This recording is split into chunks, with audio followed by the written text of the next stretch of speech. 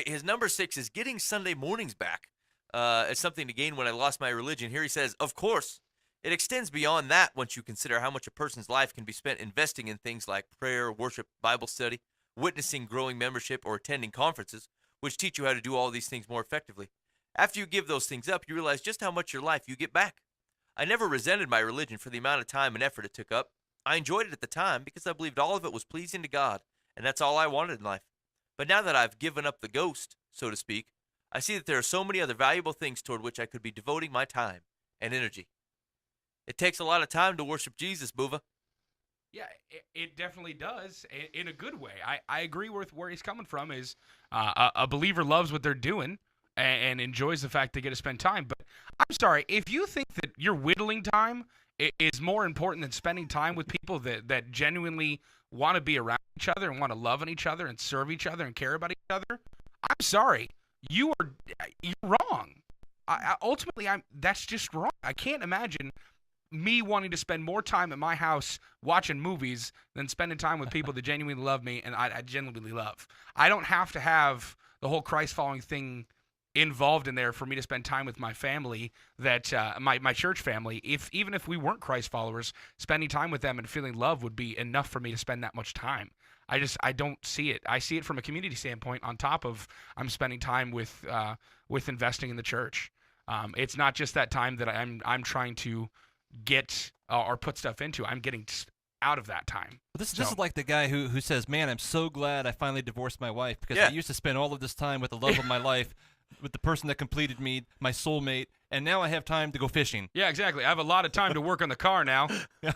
Okay. Good for I you, got, man. I get to play solitaire now on my phone. Yeah. And Yeah. it's like, well, all right. I recently took up Scrabble a lot.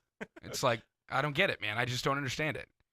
I'm upset by the fact that he identifies just Sunday. It's like, Yeah. really? Sunday morning? That was it? That's the extent of your spirituality? That might explain Didn't it. affect the other times of the week or anything else like He that? didn't give up much. Yeah, Sunday mornings impact and your work. conferences.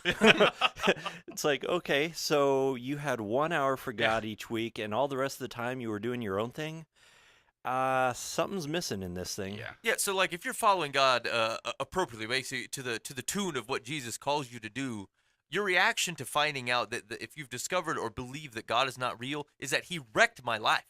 Mhm. I mean, that's the right reaction. Yeah. It's like this fake God ruined my life.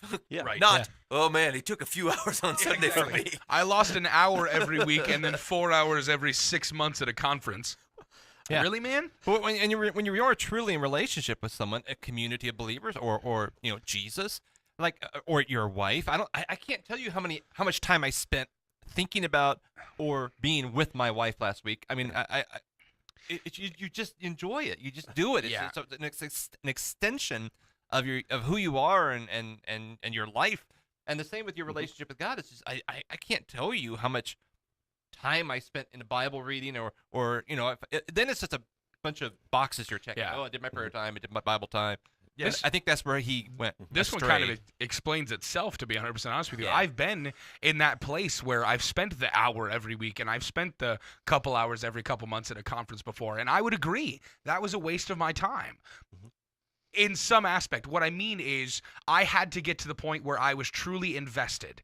I was invested in my church as a believer in Christ and as a person that was a part of the community until I thought that time was valuable. When I was only spending an hour every week, I thought that was a waste of my time because I didn't have a true relationship until I jumped in and truly started believing that I was a follower of Christ and part of the bride of Christ, part of the community that was my church, started giving rather than just taking. I started seeing worth in all that time. And now I can't tell you how much time I spend every week in church. Just like I wouldn't be able to tell you how much time I would spend with a girlfriend or with a wife. I agree with that entirely.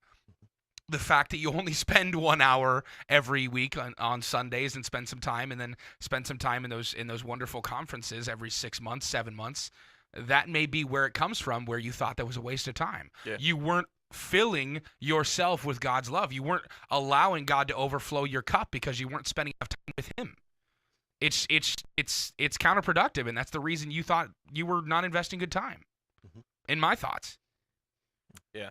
It's just, I mean, it's true that he's saying a very general thing about something you may have committed time to that you're no longer committing time to, but to the extent of ultimately what Jesus is calling you to do with your life, this should have a much greater impact than what he's representing. Yeah. Not having it be a greater impact would make you feel that perhaps, I mean, that's exactly what was is the type of thing that you'd say either this is the best thing that's ever happened to me, or it has ruined my life. It's kind of one of those options. When Jesus says you give up everything and you follow me, it will either be totally awesome or complete disaster. And it won't just be a minor inconvenience. If your religion is a minor inconvenience to you, you might as well give it up. Like, that's not really what he's calling to. And I don't know. You're getting the worst of all worlds. You're getting the non-relationship aspect of Jesus, and probably a restrictive morality from someone you don't know. And you're pulling time away from ping pong or whatever it is you do with your life. Yeah. And so I mean, that sounds like it sucks. You should probably change your ways and either jump in or get out. Yeah. If I spend an hour every week going to a council meeting for a county that I'm not involved in, that has nothing to do with me, and then I said I'm done going to this county meeting. I don't even live in that county. I'm sorry, county meeting? A county meeting, whatever. You know, everybody Sure. does. Everybody, yeah, Every other everybody has them Tuesday county night. meetings. Whatever. You get what I'm saying.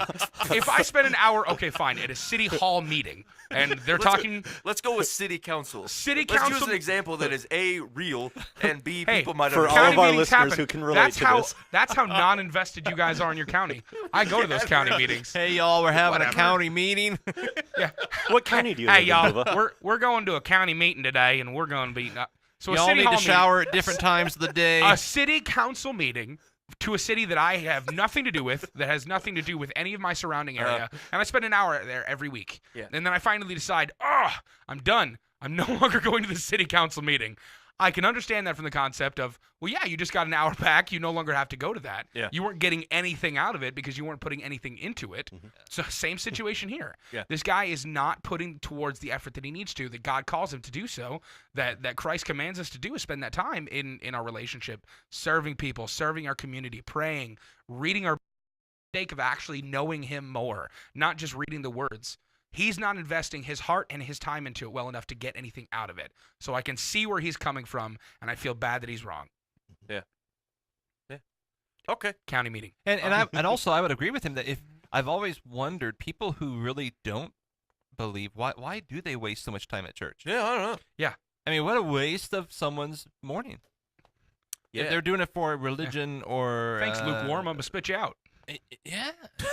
That's fierce. True, but fierce. Yeah, I don't know. Like, I struggle with that, actually, with people that I know. And I'm like, what are you doing here? Yeah. I apologize for that time. I'm That was me, glad gentlemen. to have you, but I cannot figure it. Like, you make bad decisions in life. Yeah. It feels weird to say, hey, coming to church is a bad decision, but I don't understand reasonably why you walked into this building. There's better places to get donuts without people surrounding you. Like, I mean, basically, you're trading about an hour of your time for a free donut and some friends.